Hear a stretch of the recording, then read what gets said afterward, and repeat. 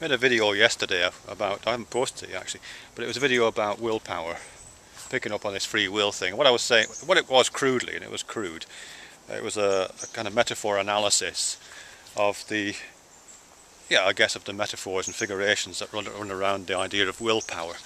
And what I was saying there is that, that when we talk about willpower, and presumably when we think about willpower, we're using a metaphor in which that power is conceived of as a kind of substance, usually a kind of volatile substance, a bit like a fuel, like petrol, that kind of thing. And I was comparing it to things like chi and other kind of substance, ectoplasm, different kinds of understandings of substances, metaphorical substances that we use to explain things we can't understand. Yeah, I mean the logic of that, just to kind of rehearse it again for myself, and this, as I say, this comes out of cognitive linguistics and cognitive poetics and embodied cognition and a whole raft of ideas like that. That we think about abstract things like willpower, which is an abstract thing. You can't photograph it, you can't touch it. We think about abstract things like that by using metaphors of things we do understand, and on an instantiated way. We use, the same circuits in the brain that are processing information about, in this case, substances, are being repurposed and used to think about, as I say, abstract ideas. So we conceive of willpower, in some cases at least, not in every case, as if it was a substance. Right. The other bit of the free will thing is this idea of freedom. And I think there's a series of metaphors being played out there actually as well, with the dominant ones being metaphors of space and movement. Because I think when we think of freedom, even particularly in something like free will, we conceive of it as if it was, as I say, freedom of movement, the freedom to choose one path over another, the freedom to start here and end up there, or to end up there. It is that kind of ability to navigate a space that we're talking about. And again, that's part of quite a well-documented set of cognitive processes in which we conceive of changes of state as changes of location. That's in the literature on this kind of stuff, that's quite well established. So we talk about going from happiness to sadness, as if happiness was a place and then sadness was a place, and we've made some kind of movement across between these two spaces. So any kind of change is often conceived of as a change of location.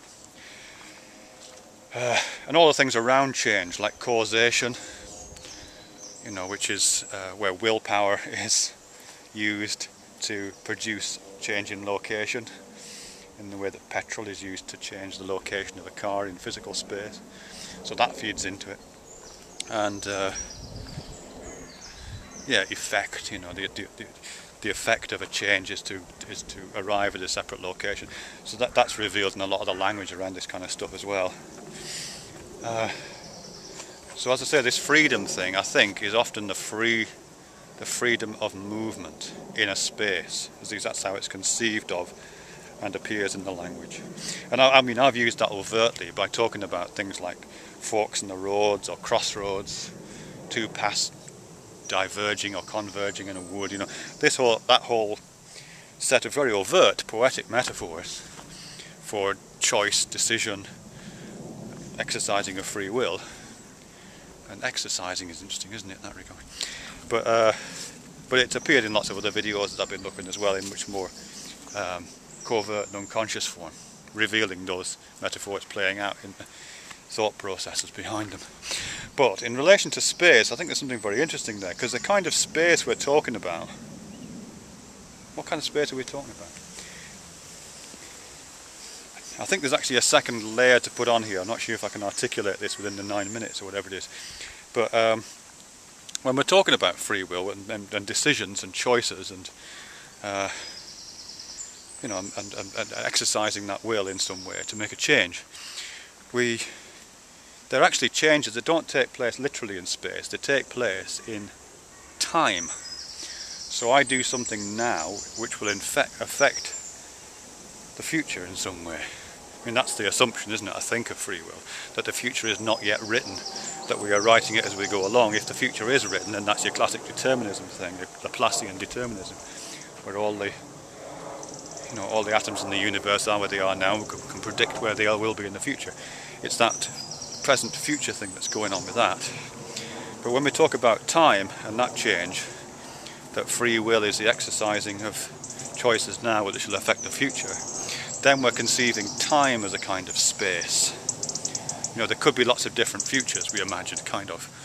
And what we do now, which choice we make now, what decision we make, what actions we take at this point, affect which future we move into. So again, we're moving into a different location in imaginary metaphorical space, but it's a space, it's time as space, which again is well documented in the literature and this kind of stuff, and body cognition, cognitive linguistic literature, that we do often conceive of time as if it was a kind of space. Okay, so far so good. I mean, the problems there are twofold. Firstly, time isn't space, it's just a metaphor. So when we are talking about doing things in the present which affect the future, and we're using spatial metaphors, we're incorrect there, because it's not, time is not space. That's pretty obvious, isn't it, really? And secondly, space isn't really space either, because I think when the space we're imagining with all this metaphor stuff, all this start here, end there stuff, is, you know, classic Newtonian, Cartesian space.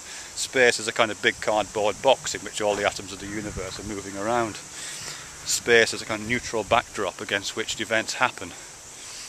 But that's not really what space is either, is it? It's, you know, on a very fine scale, space isn't like that.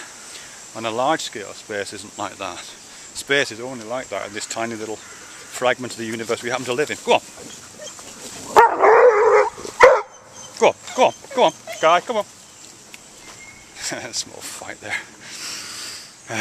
Nothing serious. Guy's got his muzzle on, but he can like butt the dog, you know. Anyway, yeah, I think that's what's going on there. It's time as space, and then...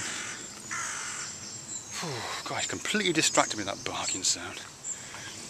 Distracted me, see? That's a spatial metaphor. I was going on one track of thought, and then something bumped me from the side, and now I've deviated off the path.